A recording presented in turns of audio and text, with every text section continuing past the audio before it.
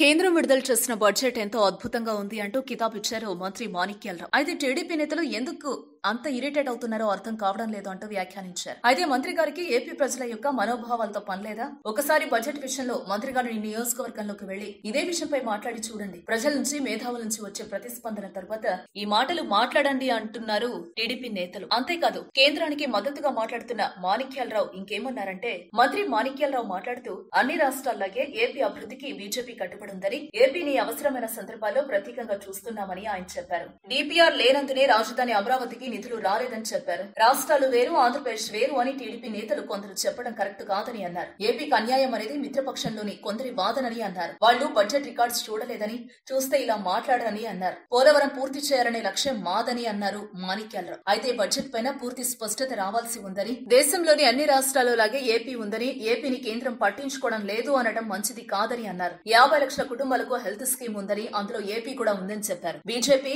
ఎప్పుడు ఏపీకి అండగా ఉంటుందని తెలిపారు. అయితే ఈ సమయంలో మాణిక్యాలరావు చేసిన వ్యాఖ్యలు ఆయన అజ్ఞానానికి నిదర్శనమని అంటున్నారు. బీజేపీ న్యాయం చేసింది అంటున్న ఆయన బడ్జెట్ పై ఇంకా స్పష్టత రావాలని అనటం, పోలవరం పూర్తవ్వాలనే లక్ష్యం తమదని చెప్పుకోవడం వంటివి చూస్తే ఏపీలో టీడీపీని గెలిపించింది చంద్రబాబు కాదు, నేనే అనేట్టుగా ఉన్నారని అంటున్నారు టీడీపీ నేతలు. అయితే మాణిక్యాలరావు కామెంట్స్ పై ఎంతో మంది నెటిజన్లు కామెంట్స్ చేస్తున్నారు. ఒడ్డున ఉండేవారు ఎన్నైనా మాట్లాడతారు, నిండా మునిగిన వారికి చలిగా ఉంటుంది అంటూ ఎదురు కౌంటర్ వేస్తున్నారు. మరి టీడీపీ నేతలు మాణిక్యాలరావు వ్యాఖ్యలకి ఎలా స్పందిస్తారో వేచి చూడాలి.